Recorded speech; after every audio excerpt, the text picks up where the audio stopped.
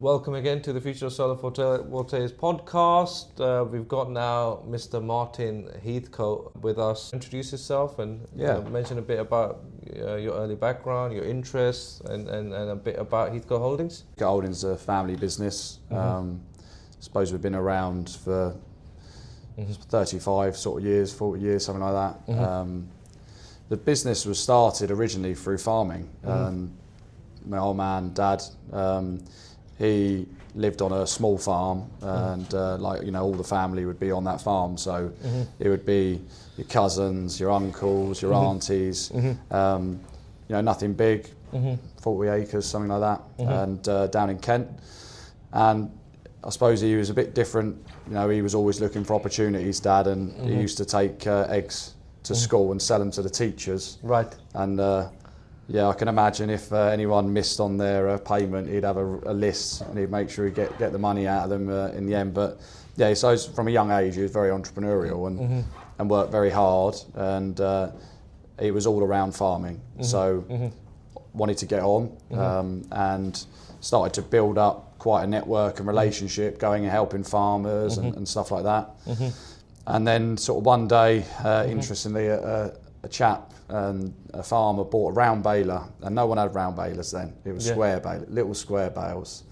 And I think his dad, my grandpa, said, "You're mad. Why are you buying that? And you don't have the money for it." And I think Dad agreed a bit of a deal to pay it off over a few months or whatever, or years. And his mum and dad helped him. Anyway, he made it work, and it was hard, really hard. And even I think his dad thought, blimey, he's not giving up on this, and went from there really. I built up a good contracting business. So back then it was a lot of small farms, a lot of livestock farms in Kent. Clark says you started with one tractor? Yeah. So we had one tractor. I mean, we didn't have any tractor. Well, he didn't have any tractor to start with. Nothing big enough for the round baler anyway. I think it was more borrowing from farmers and doing like that. So, but yeah, I think that growing then, lots of them small farms couldn't afford the equipment or whatever, so you would go around contracting for all the farmers. Right. And that sort of worked well, and we grew, and were baling and spreading and all these things. And then I suppose you look at how, if you look to the business, and we have lots of different companies, they all are, a lot of them started through relating to farming or land. We had all these bits of equipment, tractors, trailers, and somehow by networking, Dad managed to get on the M20, building the M20. Oh wow! Yeah, so that was a big. That's the motorway that comes off the M25 to Kent, isn't it? That's it. Yeah.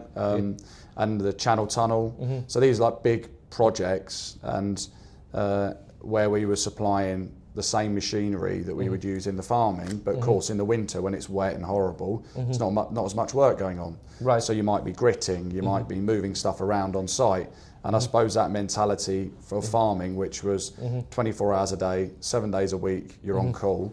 The customer says jump, you say how high, and I suppose that mentality going into a different sector was appealing, and through one job going well, we then managed to get on multiple of these jobs, and interestingly, it is all about people and it's all about network. So, and obviously delivering what you say you're going to do for sure. But Dad sort of looked at it and thought, okay, I've got a customer now. So if I buy 10 diggers, I'm going to rent you them diggers. How's that sound? Yeah, all right. You've never let us down on this. That business today has a lot of machines. That's a plant hire business that we have. It's got depots all over the country, and it's that looking for the opportunity, trying to solve a problem, trying to add value to the customer, which is sort of how lots of these businesses have evolved. It's the same situation with waste and recycling. Right. Dad wanted the compost for the farm, for our sort of farming operation, and realised that green waste was going to landfill at the time, and you're dealing with a council, so Kent County Council, and they're contractors. The waste industry, to be frank, be down the pub at 3 o'clock. We were that farming mentality, so it was like they pick up the phone, no worries, we do it, and then you think, how are we going to make that happen? And that is how the business was built, really. And of course, then you've got a customer that's got a waste, So then it's going, okay, what else can we do in that sector? So I suppose that problem-solving mentality, always looking for the opportunities, and I suppose sweating our assets as well, is probably how we've been able to get into these different areas. And that same thing has gone on in many situations. Yeah, I think we had same with we had a small civils business, which obviously while we're on this podcast has turned into something a bit different now, but that was all built around. So we wanted to build a shed or concrete, and so we got the contractors down, and we had a few guys. One still works for us now, Dave Holmes, one of our first staff.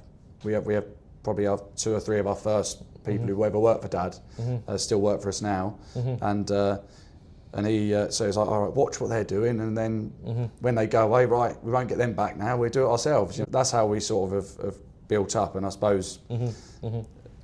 What a lot of people see is lots of different companies that aren't connected, and I think for me that's been my biggest thing, to try and join the whole business up and try and get the best out of the cross-selling opportunities, because there's so many areas where 3 of our companies would touch one customer and be solving multiple problems. And you said something earlier when you were talking to Clark around the 4th emergency service, right? And we love that. You can't build your business just doing that, but when that customer rings and they got a serious problem, we love solving the problem. It don't matter whether it's Friday, Saturday, Sunday, whatever time of day, we have it across multiple businesses, and in making sure we keep that culture and that passion and hunger to deliver that is very important as we get bigger. We're not a small business anymore, and we've had to learn a lot around growing pains, governance and things like that, but we don't want to lose that passion and the nimbleness of being a smaller family business as well. So you guys coming from a farming background, and there can be a hell of a lot of NIMBYism as well. We don't want it in our backyard, but then, coal power plants are not necessarily any cleaner. Did a lot of reading about farming. Majority of our country's land is used for growing feed for livestock. And so tell us a bit about your own personal history with Cleve Hill. Are you local, and and your views on with people saying solar's blotting the countryside with panels? How do you feel about that coming from the actual farming world itself? I think it's got to be a balance, isn't it? Because if you look at our business, we're farming, we're waste. We obviously have a lot of going on with energy from waste as well, so things like that, which, sometimes people look at that as bad, some people look at it as good, but I think, like with everything, you've got to get balance. It's where you do it. It's probably something that doesn't happen enough in the UK, which is proper planning of where do you need the energy, where do we need to put the infrastructure in to allow more of these green energy, and also where's the balance of things like data centres, like we've seen it in our own business. We've got a chap who works for us in marketing, right? And what he does through AI is incredible. Blown my mind. Like, it's amazing how the speed and the creativeness of what you can produce. That's all electric, it's all energy. And people want things, and once they've got a taste for it, you've got to be able to produce the energy on the back end to make that sustainable. I mean, my history started in farming. Never really got on well at school. I went to a good school. I'm very fortunate of it, especially looking back now. But I wanted to be at work on the farm, really. And it was when we were leaving home to go to school, it was sometimes a battle to get me out of the drive when I could see they were machines working on the farm. And I would always say that's my job, even at probably 12. And so drove machines from a young age. And how long have you been with the business? I suppose my whole life, really. Right. I mean, we started, like I say, whether it's, and actually I said this to a big customer of ours the other day. Growing up on a farm is an amazing upbringing. Right. And especially when you go into business, because you're dealing with high pressure, with animals, you got death, disease, carving, responsibility. You're dealing with lots of farmers, you're in the market, you're trading. So from a young age, you're seeing a lot go on. So you know how to multitask? maybe two. Maybe I'm a bit scattergun, I'd say, more than that. And I've got to have good people behind me to pull it all together. But no, I think it's just an understanding more of what goes on. And so growing up on a farm was fantastic. But also having, you know, my old man would never ever hide anything from us, from me and Nathan, ever. If he was on the phone to a customer, it was on hands-free. If he was going to a meeting and it was with an A-star customer, we were there. Like, he never hid it. It was all warts and all as it comes. And so you don't realise at the time, you know, you're learning, constantly learning. I remember making notes in a meeting, and I think, I don't know what they just said, but actually, when you look back, it's more the networking, the relationships, communication. But I went farming, working and contracting. So I started sort of managing a few guys there. Decided that was wrong timing for me. So I went and worked in New Zealand. And when I was 18, it was the best, worst job I ever had.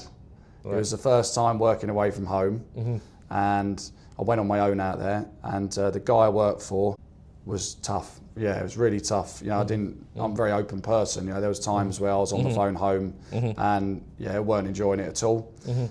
But we'd always been brought up, don't let people down. So I stayed there for 6 months. And when we got to the end of harvest, just sort of shook the guy's hand and said, right, I'm off, and made it quite clear all the things I thought that weren't right. And but it was the best job I ever had, actually, because probably at 18 I was quite cocky, and you learn how not to treat people. And I've been a big advocate in our business of treat people right, and make sure that, of course, you've got to make people accountable, but if you don't have your people, you've got no business. I then travelled, like worked in Australia for 8 months, same thing. And then when I come home, I was ready to get stuck in and went a different route, I suppose. I set up my own little business. And for a while, and a lot of family businesses, and this is a much wider topic that we won't go on too much, but family business, you got lots of history repeats itself, I reckon, in nearly every family business. And I pushed Dad away a lot, probably for a few years, because I'm quite driven, and it's a bit like, no, you don't know, Dad, you know. But one day I sort of sat there and was like, oh, this is ridiculous. He's always said he built the business for his boys, and it's we got to just put our spin on it and take it to another level. So then got stuck in, and I suppose went more down the waste and recycling route, but I'm heavily involved in the whole group, and it was sort of me that's been driving trying to bring everyone together as one and make the most of each other, and rather than having it all separate. And we've definitely started seeing huge benefits from that in the last year, with some new people coming in as well, but also I think Nathan has now found his place in the business, and he's driving exactly the same as what I am, and interestingly you're seeing Dad behind it as well now, which is good. So you're seeing this people cross-fertilising and helping each other. So it's an amazing business, and we have such a lot of fantastic people. And I said to you earlier that we have opportunities every day, every week, and we're a bit mad because we're like 100 mile an hour. We can do this, and this. Problem is you can't do it all, and sometimes it's what you don't do that makes you successful. And I think we're at that point now where we have to be eyes wide open, whether it's a solar contract, whether it's a big waste contract, whether it's buying a business in a certain sector. We've got to be very eyes wide open and have good governance of how we're going to really take the business forward. And in terms of, for me, the big eye-opener was, 14 years ago when I first started, a 5 megawatt solar farm was considered huge. The largest solar farms were in the 70 megawatt range before the first NSIP, National Significant Infrastructure Project, kicked off.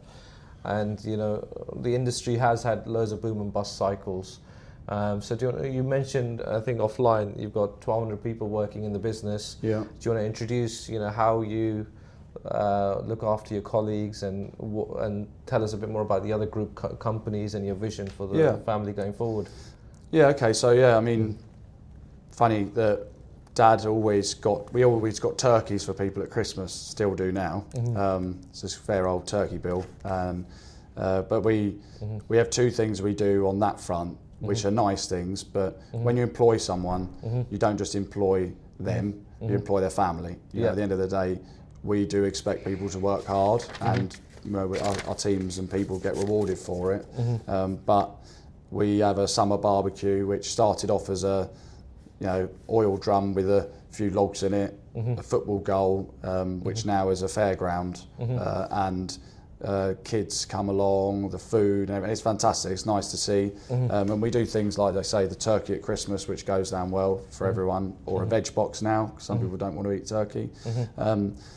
But all that stuff's nice, but really, I think you've got to have clear management. You've got to have clear probably goals and direction for people, and good management. Something that we probably have lacked a little bit in some places, where every family business does it, I think. As you're growing, you probably put people higher because they're a good person and they're loyal and you trust them. You're probably sometimes not doing them any favours because you haven't given them the training to be that manager or whatever it is to step up. People talk about making the mechanic in charge of the workshop. They might be the best mechanic, but they might not be able to manage the people, and I think that's something that we've learned a lot. So probably doing more training and development, but I think valuing people. Like in our business, Dad's always taught us, go and talk to people, walk round. It don't matter whether you're the man sweeping the yard. If that yard isn't swept on that morning, and an A-star customer comes in and they've got their fancy shoes, they might have fancy shoes, and they step in the mud, first impressions aren't very good. And I think it means that everyone is valued, whether it's the banksman, whether it's the person processing invoices, everyone's important. And we definitely try and get round as much as we can to talk to people as a family and value people, because you're nothing without the business. It's probably something that we've definitely now in the last couple of years really are trying to focus on more around development, clarity of roles, a little bit more structure, because although we probably are quite happy to run with not much structure, your staff do need it and they do want it. I think treating people as they're meant to be treated, and we want people to follow them. And I suppose when people do step out of line, I think it's being quite frank with them, and being straight to the point around things that we do and don't accept as a business.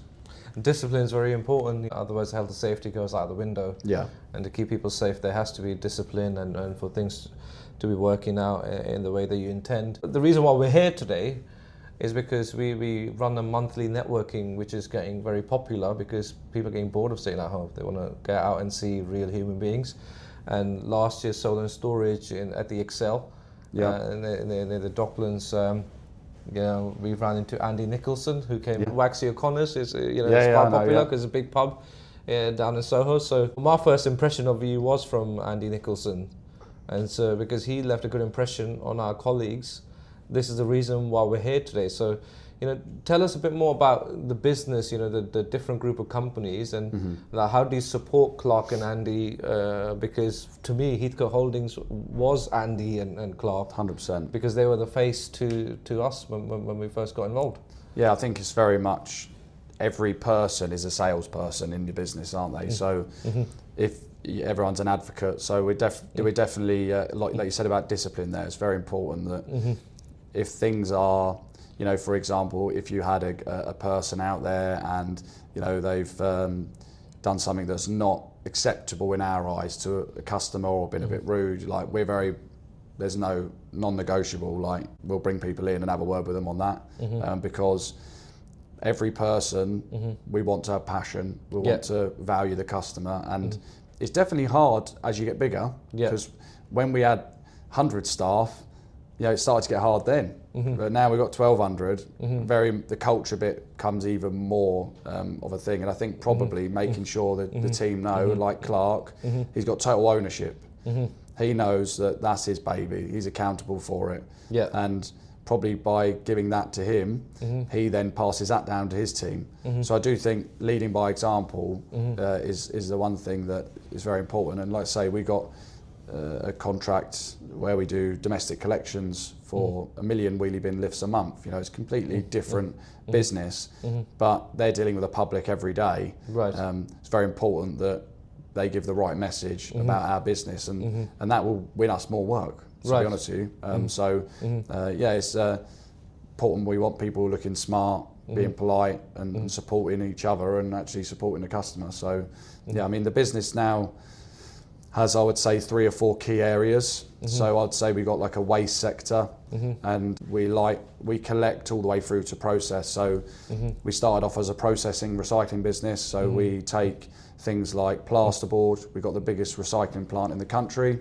We turn that back into powder and paper. So from a sustainability point of view, that board is all being reused, and the customers love it. It's innovative, and for us, it's quality. You know, if we are producing quality product, quality solutions, it don't matter how bad the market is, we're going to keep surviving and keep picking up more work and keep moving on. So the waste sector deals with compost, green waste, wood, dry mix recycling. I mean, relating it to solar, we handle huge volumes of cardboard. And last year we bought a business that is a compaction and baling business. So it's a solutions-led approach. So with our A-Star customers, what I wanted to do was try and offer a solution where they're going to save money rather than just keep lifting a bin up that might have some air in it.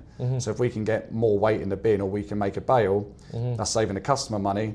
For us, that's a long-term relationship. You know, we're in it for the long run as a business. Every bit of profit we make gets reinvested back in. I think if you look back on our customer range, whether it's on the farm, whether it's on the waste or the plant, we've still got customers that we had when we first started. And some of them are major clients, big companies, and some are small companies. You know, and that I suppose a bit of our unique selling point is even them small companies, some of them have our number. And I have a guy who once had a problem and got hold of me, and he will ring and say, this has happened or that's happened. He don't call me anymore because it's sort of the service and the quality is exactly where it needs to be. So it's just that personal touch, I think. And then we've got a rental group, which is supplying machines to construction, groundworks, events, and then in the last couple of years we've done quite a few acquisitions in there. So we cover the whole of the UK. We supply toilets and welfare, temporary trackway, which is used, all these things are used on the solar. And about 4 or 5 months ago, we also got involved in a business that sells and rents specialist equipment for tree surgeons, vegetation management, things like tool carriers, so quite nimble bits of equipment. And that's been a bit of a random one, came out of nowhere, but it's definitely one for the future. And things like robotic mowers and things. So actually, it relates again back to the solar. So you're willing to invest in equipment if you need robots for cutting grass, or if it's going to save money and be efficient and innovative, then in our eyes, you know, that's going to help our customers. So we're going to win more customers or win more long-term relationships. So it's very important for us on that end. The other part of the business would be the more environmental side of the business, which is come from sort of the farming, some of the biodiversity, net gain, environmental type works, which again, using similar equipment from civils to do different type of work, and taking more of a segment approach. Things like spreading organic manure and sludges to land. So we spread 600,000-700,000 tonne of organic matter to land, again for the farm, but it's a waste product, which is good for the crops. Obviously there's a lot in the news at the minute around sewage and things, and we're interested to see where that goes, and we've got a lot of projects underway with using sewage in a different way. So that's a sort of different part of the business. So you actually take care of land, you do drainage, you work in waterworks, you work in recycling. And that's why I was interested in this conversation, because, you know, people that are not from farming, not from the solar business, they don't really know the ins and outs of what's going on. So tell us, you know, how did you get involved with solar? Why is it important to you? And how do you see its environmental credentials going forward? Because you don't just do solar, you do many other things. Yeah, so how we got involved, firstly, is similar to every other business. Right. We got called to do a job down at Cleve Hill. I mean, as a kid, I spent a lot of time at Cleve Hill when I was working on the farm there for another farmer, and we were baling the straw. So I spent a lot of hours down there, and it's funny how it sort of come full turn, and then we were helping on the solar. But basically, we went down there to clear the fields of straw, and then being there, okay, what about that? What about this? What about that? And building that relationship with the customer, we managed to sort of sell the whole group. And that was the first big project that we went in from a group perspective. And especially the team involved on our side were definitely team players, so they were all about, we don't just do this, we see the benefit of all these different things that the group can offer. And I remember going down there myself, and they said, we don't really understand how you can do that, and that. And it's definitely has been a negative sometimes where we don't probably sell ourselves in a good enough way. There's a whole industry around, people get paid £1 million for writing employers' requirements. Yeah. And that sounds like a lot of money, but when you've got £250 million worth of capex, if your employers' requirements are not good, or they're not realistic to the capability available, then that's a lot more pain afterwards. So before a single digger gets to site or shovels picked up, there's a lot of work that happens to secure the grid connections, to model the power flows, to get the financing in place. And I would say the most key area the industry needs to improve on, and we all need to sell ourselves a bit better on, is on the employers' requirements, the division of labour. So what sort of work is interesting to you? Because they need to know that before they do the finance, because by that point the contracts are awarded, you can't change much. Yeah, it comes back to probably what I said earlier. We're definitely, we're not trying to be the biggest in the world on solar. Yeah. We see it as a key segment for us and a key time because it involves all of our types of businesses offering one solution through one point of contact. And I think that's what people like, that problem-solving mentality, and the one point of contact is easy to use, easy to understand, and you get quality. So that's why we like the solar. With staff, everyone has this same issue around workforce. And we tend to try and work with the right type of people. And I think comes back to what Clark said, it's all about your onboarding as well.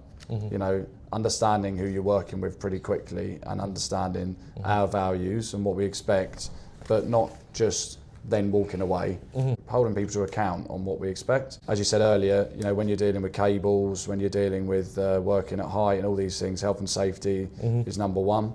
And interestingly, we are looking at a bit of a program at the minute where there's a certain country that we can sponsor people from as well, who for another part of the business, skilled labour, bringing these people over, and they speak the language, they're hard working, they want to work, and I think that's another good way of giving opportunities to them people. Currently, most of our staff are from a mix of the UK and everything, but you got to try and find them specialist people, because if we've had it on some tree planting, you get the right people who are hungry, the throughput and the efficiency is way more. Obviously, you have to use the equipment. We bought some specialist equipment over for the screw piling. It's made a big difference. If we need to invest in more of that equipment, that's no problem. If we see the benefit and it makes us more efficient, happy days. Automation's coming for many, many industries, and where we deal with lots of different types of equipment, we're definitely open-minded to try and that's, I suppose that's how we got into screw piling, being a bit open-minded to go, well, how are we going to solve this problem for the customer? And so, I think it's a good opportunity at the minute as well. It's a big growth area for us as a group. The key thing that we're not blind to this, is the more of these types of projects we pick up, the more we have to build our own management team, our own project management team, our own health and safety in that division. Because the more you get, the bigger you get, the more staff you have in that division, the more problems or potential risks there is. So it's all about having good people and people that are valued and take responsibility. So what's interesting is, even Crossrail, which is the Elizabeth line, 15 billion pounds plus project, it wasn't delivered by one EPC. It was Balfour's, Kia, Ferrovial. They had to do a JV because on large infrastructure projects there is a huge capex risk, capital expenditure. There's cash flow issues, and you work for many of the EPCs yourself. And so, how do you deal with the issue with managing conflicts of interest?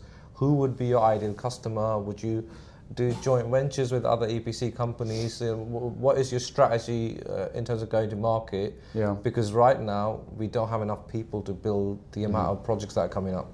Yeah, I think it's interesting. So we have done JVs. We've done successful JVs and not successful JVs, probably in our history. And successful JVs work when everyone is aligned to the same outcome. Now, building a solar farm, you can see how that could work quite nicely because it's quite clear what the strategy is. It's quite clear what's got to be done. Where you would have an issue, and it's about for us picking the right partners, is if you've got a contractor or an EPC that doesn't take health and safety seriously like we do, that would be a problem for us. I think most EPCs take it seriously, but we're certainly, one of our big KPIs in our solar and renewables business is who we're working with, because there's lots of work out there, as everyone knows, and we need to pick the people that are going to work with us, rather than putting us in a contract that tries to sort of tie us in knots. Of course, Clark said it, we understand, we deal with contracts every day. We're dealing with many council, government contracts, big EPCs already. It's working with the ones who are honourable, trustworthy, and that we can get in, crack on and deliver a good product. And so, I think JVs can work very well, basically, but everyone's got to be aligned. Very important. The end goal has got to be clear for everyone. What are we all getting out of this? And I think trust is a big issue because there's been so many boom and busts in the industry, not only in the UK, in Germany, in Spain. There was a good collapse in Iberia. There was just still understudy. And, these are not 1 or 2 year undertakings. The sites of 400 megawatt scale in nature, it takes a couple of years to develop and it takes 3 years to build and finish. And then still you have issues during commissioning and so on. But the point being, these are 25 to 40 year investments. Youngsters nowadays, such as my brother, they've got 35 year mortgages now. And so do you expect to be there for the long term to see how it all evolves? Yeah, for us, we see this as 20 years worth of work because, part of our business is managing the vegetation. Yeah. And so come out of the farming again. So, we like to manage the land. We've got equipment that is being used for building woodlands, new woodland creations and things like that can also be used in managing the solar projects. So if we can guarantee ourselves long-term work, that's fantastic. And things like managing the vegetation, cleaning panels we're looking at. We've been looking at some innovative new equipment that we've designed on whether we can speed things up when it comes to cleaning solar panels, but also things like monitoring of the panels, surely, and I don't know enough detail about it, but of course you want them making as much energy as you possibly can. So if there's a problem with a panel, we want to be able to help and assist in the future with finding that and solving a problem. We've got a new part of the business which is doing stuff with drones, which is sort of drone and camera, AI cameras are unbelievable what they can do, and this is monitoring vegetation, habitat, and we've done some big testing with some decent size customers. And that's something that we're definitely looking to expand on. So using that technology, and we've done it similarly in the waste side with our logistics. We run a lot of HGVs. We've used a system where it's 360-degree cameras monitoring 24 hours and in real time. And if a driver so much as picks their phone up, we're monitored on that straight away. Now, this is an innovation that's reduced our accidents by 50%, which this year has given us, after 3 years of hard work on our compliance, a huge amount of saving on our insurance. So using that technology in the right way, but having the technology is one thing, making sure that from the top level all the way down, that culture is driven through the business is the other thing that is as important, probably more important than just having that bit of software that's going to help you. Right. Yeah. And then finally, before we talk to your colleagues, what do you think is the future of solar photovoltaics? Where do you see the industry in the next 5 years? Yeah, I think the way the world is at the minute, and look at what's going on in the news, you know, energy security is going to be really important. The key for the industry is infrastructure, because, you know, building solar farms on land that is beneficial. Obviously, we spoke a little bit about the farming. You know, we want to be building the solar farms where farming isn't as viable, another revenue stream for a farmer. You know, they can invest in their areas that are more profitable and actually try and go for better quality. But I think the infrastructure is going to be the key one of how the energy gets where it needs to get to. And I think there will be lots of twists and turns on the way. But I think for our point of view, we will just continue to gear up and deliver to the quality that we are at the minute. And we don't want to run before we can walk. So we're going to take on enough incrementally and try and keep with some key partners on it and just keep plodding away, I suppose. Try and do what we're doing there. And look, it's exciting times for us. It was a market that wasn't there for us 2 years ago, and we see a big increase over the next few years. So yeah, it's exciting. Fantastic. You know, it takes a lot of courage to jump on a podcast initiative we are trying to undertake, which is to educate the industry, to bring in new youngsters to the market, but also to show people around the world that we do have good intentions and we are in it for the long haul.